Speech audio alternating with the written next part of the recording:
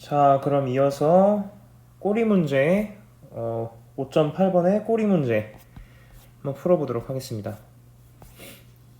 일단 A번에서 저희가 이제 스퀘어루프에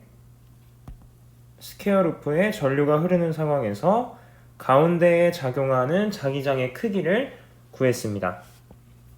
다음 이제 B번에서 얘기하고 있는 것은 마찬가지로 중앙에 작용하는 필드를 찾는 건데 변이 n개인 다각형의 경우를 물어보고 있는 거네요. 마찬가지로 일정한 전류가 흐르는 상황이고 센터에서 다른 사이드까지 거리가 r이다 라는 얘기죠. 그렇다는 얘기는 자, B번 일단 n각형이니까 n이 6인 상황을 한번 가정해 봅시다. 좀 이해하기 쉽게.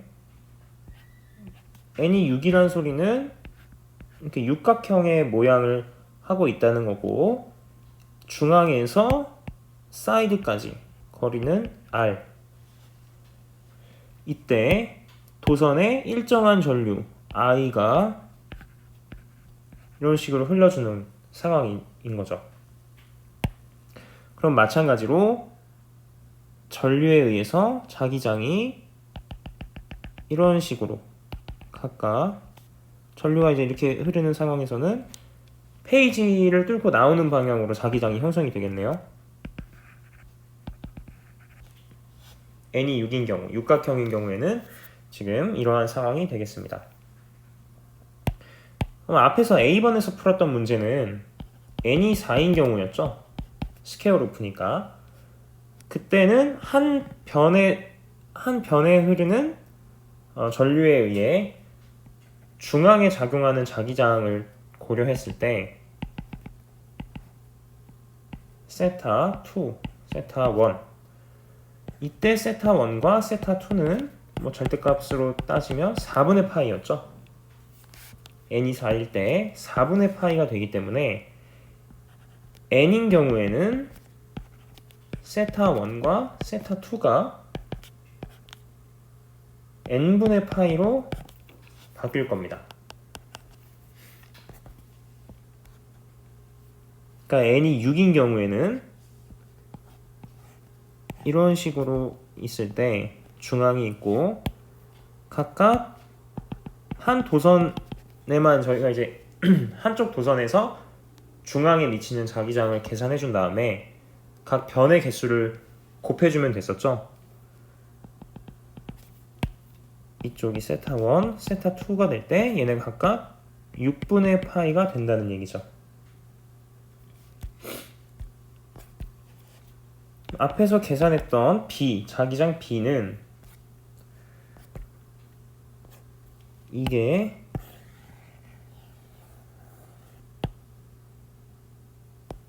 (4분의 파이) 말고 요거 가져올까요? 이렇게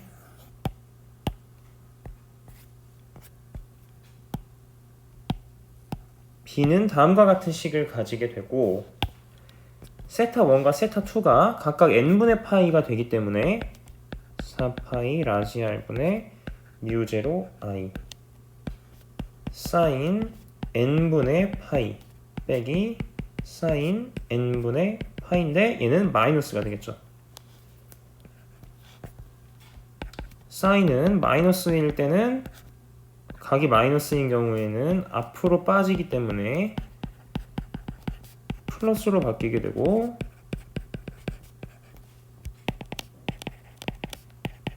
세타 1과 세타 2가 n분의 파이일 때는 이렇게 써줄까요? 이런 식으로 되겠습니다.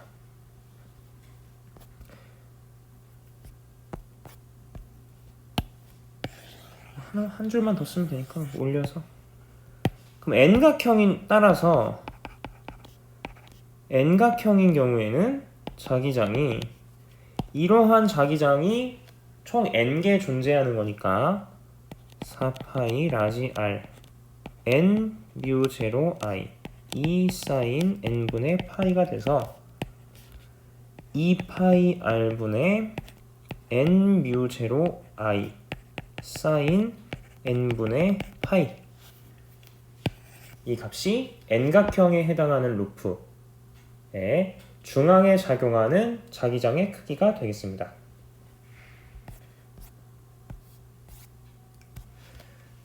C에서는 무엇을 물어보고 있냐면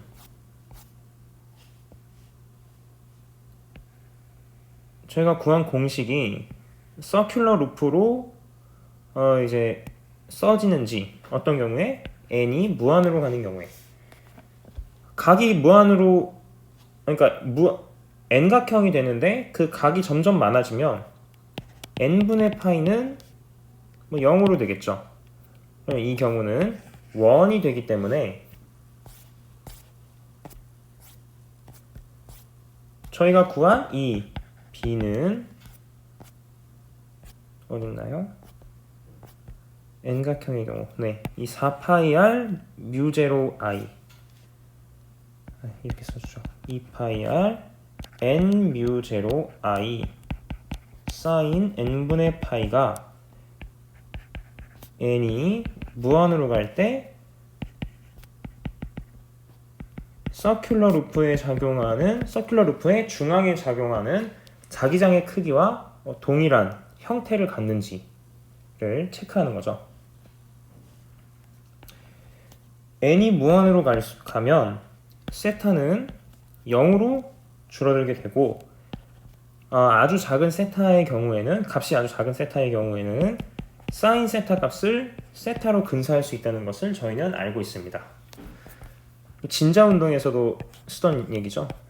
mg 사인 세타가 복원력으로 작용할 때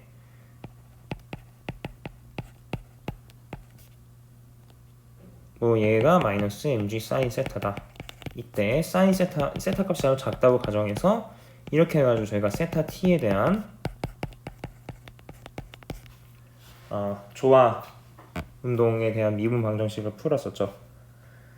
그렇기 때문에 사인 세타가 세타로 바뀌어서 자기장 b는 2파이 라지 r분의 n 뮤 제로 i 사인 n분의 파이가 아닌 n분의 파이로 바로 세타 값을 빼낼 수가 있습니다.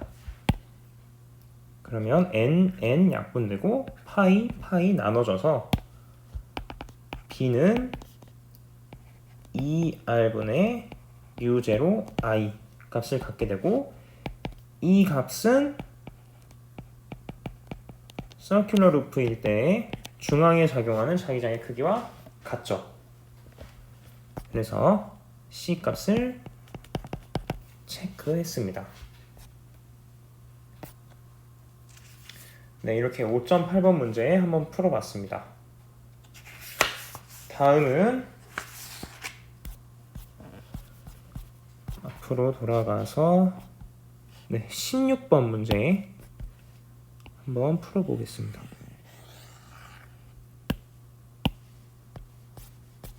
쭉 뒤로 가서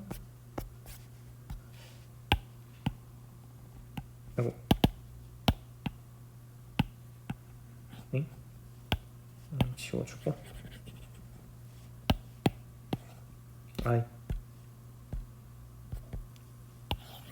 죄송합니다. 네, 한 문제 한번 풀어보도록 하죠. 16번은 그림 42에 나와 있는 시스템이고, 축을 공유하고 있는 솔레노이드가 각각 커런트 I를 흘리고 있습니다. 하지만 반대 방향으로 각각 흐르고 있네요. 이너 솔레노이드의 반경은 A, 그리고 N1에 코일에 감겨 있고, 바깥 솔레노이드는 반경이 B에 N2만큼 감겨 있습니다. 이때 자기장을 찾는 건데 각각 3개의 영역에 대해서 찾는 거네요. 인사이드와 비트윈과 아웃사이드에서. 네, 솔레노이드일 때 작용하는 자기장은 비교적 간단하게 구할 수가 있죠. 일단 여기 옆에 그림을 먼저 그려볼까요? 이게 동일한 축이고 얘가 안쪽에 있는 솔레노이드, 그리고 바깥쪽에 있는 솔레노이드를 이런 식으로 그려줬을 때 안에 있는 애부터 해볼까요? 안에 있는 애는 이렇게 지금 코일이 감겨있죠.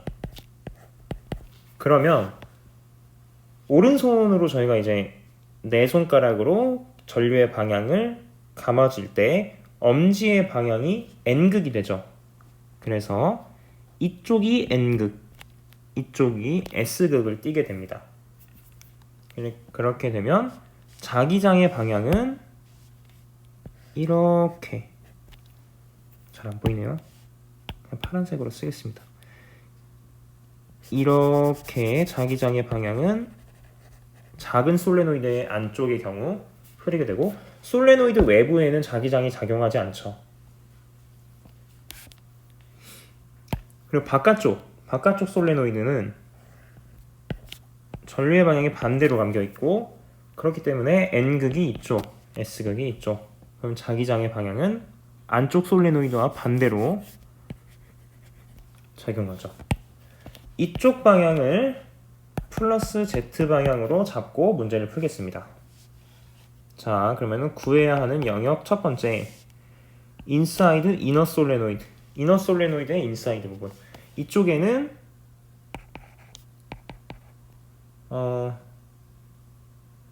인사이드인데 작은 애라고 할까요? 작은 솔레노이드의 인사이드와 큰 솔레노이드의 인사이드의 자기장이 합쳐질 겁니다. 이때 각각 구해주면 얘는 μ0 n1 i가 되겠죠. 방향은 플러스 z. 그리고 b 큰 솔레노이드 내부에 작용하는 자기장의 크기는 μ0 n2 i. 방향은 반대이기 때문에 마이너스 z. 따라서 인사이드에 작용하는 토탈 자기장의 크기는 두 개를 더해주면 되니까 μ0 i n1 빼기 n2가 되겠네요. 자, 그리고 두 번째도 마찬가지로 얘는 이제 작은 솔레노이드의 외부 아웃 플러스 큰 솔레노이드의 내부를 더해주면 되는 건데, 얘는 값이 얼마죠? 0이죠. 그래서 큰 솔레노이드의 내부 값, 이 값만이 between에는 존재하기 때문에 토탈 마그네틱 필드는 μ0 n2 i가 되고, 방향은 마이너스 z 방향이 되겠습니다. 자, 세 번째, 작은 솔레노이드의 바깥과 큰 솔레노이드의 바깥 값은 둘 다 0이기 때문에 토탈 마그네틱 필드는 0이 되겠네요. 네, 이렇게 16번 문제 간단하게 한번 풀어보았습니다. 자, 다음은 17번 문제 그대로 가져와서 이렇게 가져와서 보면서 푸는 게 좀 편하니까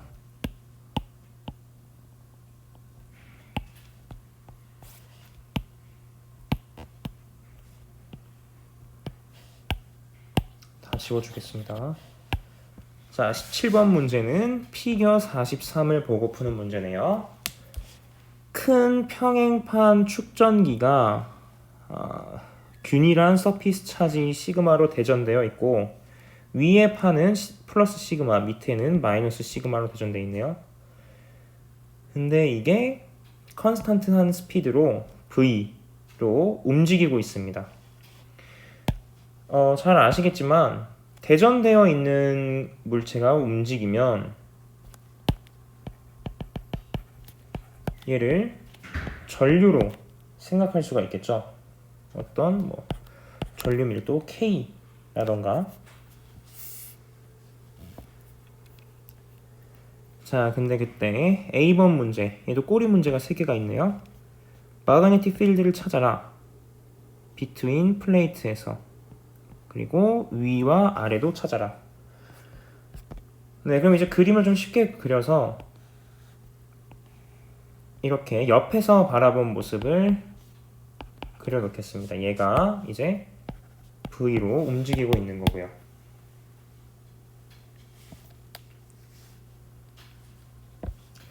그런데 이때 일단 2개를 고려하기 전에 하나만 먼저 고려해 보겠습니다. 어떤 대전된 플레이트가 움직이는 경우에, 자, 그러면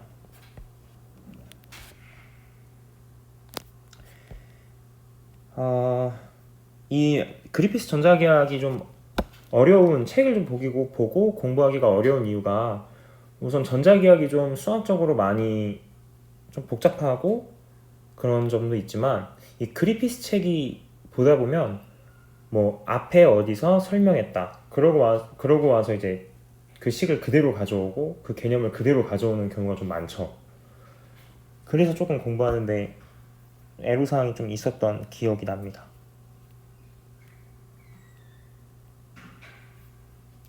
자, 그럼 보겠습니다. 일단 전류가 생성되면 자기장을 만들겠죠. 위의 판을 보면 플러스 시그마가 움직이기 때문에 전류의 방향이 이렇게 형성된다고 생각할 수 있습니다. 그러면 자기장은 이렇게 형성이 되겠죠. 다시 그림을 좀 이렇게 쭉쭉쭉쭉쭉 형성이 되고, 반대로 밑에 있는 판은 마이너스 시그마이기 때문에 전류의 방향이 다음과 같은 방향으로 형성된다고 생각하면 자기장의 방향은 이렇게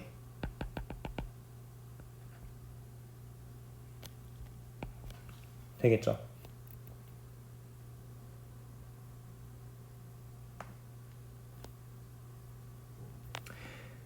이렇게 되면 각각 이 바깥쪽은 좀 간단하게 말씀을 드리면 다 상쇄가 되고, 결국에는 여기 내부의 자기장만이 존재를 하게 됩니다.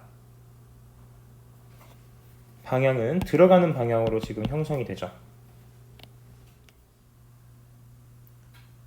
네, 그럼 일단 앞서 말씀드렸듯이 일단 판 하나만 움직이는 경우를 생각해 보겠습니다.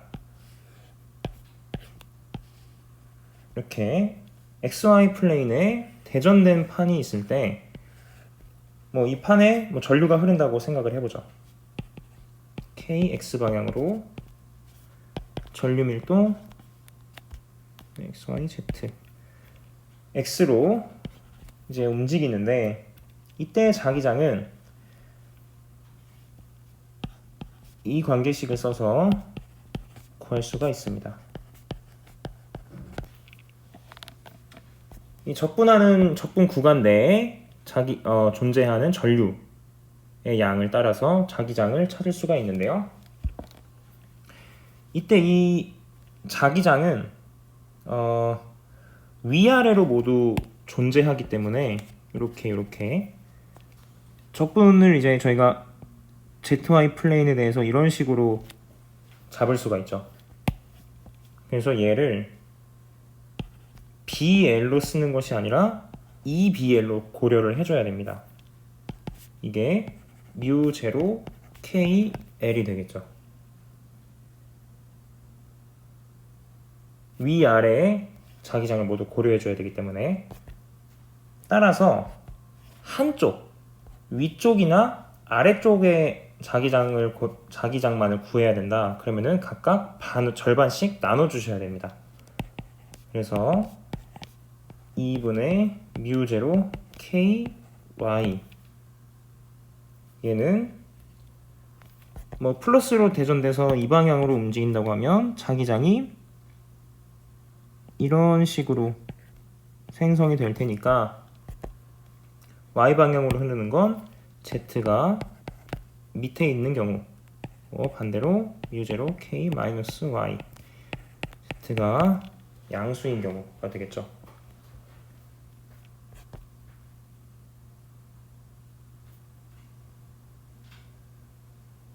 그래서 마찬가지로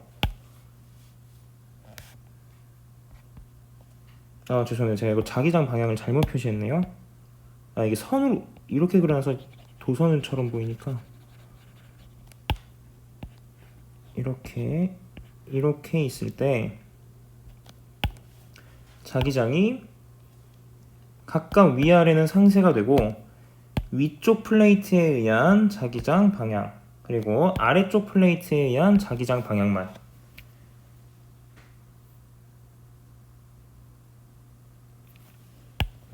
이런 식으로 고려가 되어서 위에 있는 자기장 플러스 시그마 판에 대한 자기장 B는 이 경우가 되겠죠.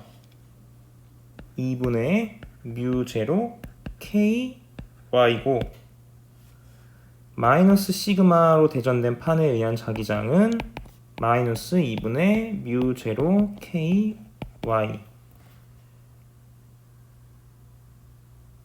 가 아니라 이건 이제 플러스인 방향의 둘 다니까 얘는 마이너스이기 때문에 마찬가지로 여기도 플러스가 되겠죠. 따라서 B는 μ0 K Y 방향으로 다시, 그러니까 전류가 얘가 이렇게 움직이는 거니까 전류가 이렇게 흐른다고 생각할 수 있겠죠. 그러니까 자기장이 들어가는 방향으로, 이거 맞네. 처음에 했던 게 맞네요. 이렇게 형성이 되고 Y 방향이 아니고 페이지로 들어가는 방향이죠. into the page. 근데 이때 K는 시그마 V로 쓸 수 있죠. 그렇기 때문에 가운데에 작용하는 자기장만 B는 μ0 시그마 V가 되겠습니다. 이게 보면 하나의 플레이트에 대해서만 자기장을 생각했을 때 어떤 뭐 전기장, 어떤 점전화나 그런 것들 생각했을 때 거리가 멀어지면 필드가 점점 약해지죠. 거리에 대해서. 하지만 이 플레이트, 대전된 플레이트에 의한 자기장은 거리와는 상관이 없습니다. 그러니까 이쪽이 밑에 있는 플레이트가 이 윗부분에 주는 필드, 그리고 위쪽에 있는 플레이트가 마찬가지로 윗부분에 주는 필드의 자기장의 크기는 같다는 얘기죠. 하지만 전류의 방향이 다르기 때문에 부호가 서로 반대가 되고, 그렇기 때문에 이 플레이트 어보브나 빌로우의 마그네틱 필드는 상쇄돼서 0이 되는 것입니다.